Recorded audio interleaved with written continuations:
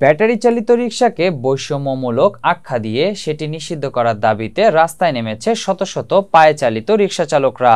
আজ সোমবার সকাল 10টার দিকে ঢাকার বিভিন্ন এলাকা থেকে প্যাডেল রিকশা চালকরা শাহবাগে এসে অবস্থান নেন।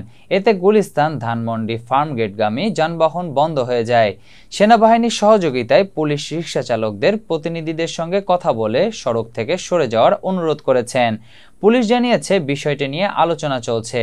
তাদের দাবির বিষয়ে অল্প সময়ের মধ্যে সিদ্ধান্ত আসবে, কিন্তু নগরীর গুরুত্বপূর্ণ এ সড়ক তাদের ছেড়ে দিতে হবে। তখন রিকশা চালকরা বলেন, প্রধান সড়কে ব্যাটারি চালিত অটোরিকশা বন্ধে দীর্ঘদিন ধরেই তারা দাবি জানিয়ে আসছিলেন। তবে কর্তৃপক্ষ তাদের কথা না শোনায় আজ রাস্তায় নেমে এসেছেন।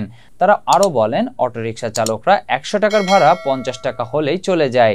তাদের জন্য প্যাডেল চালিত রিকশা চালকরা যাত্রী পান না এবং ন্যায্য ভাড়া পান না। অটোরিকশা চলার অনুমতি নেই ঢাকায়, তারপরও দেদারসে চলছে অটোরিকশা।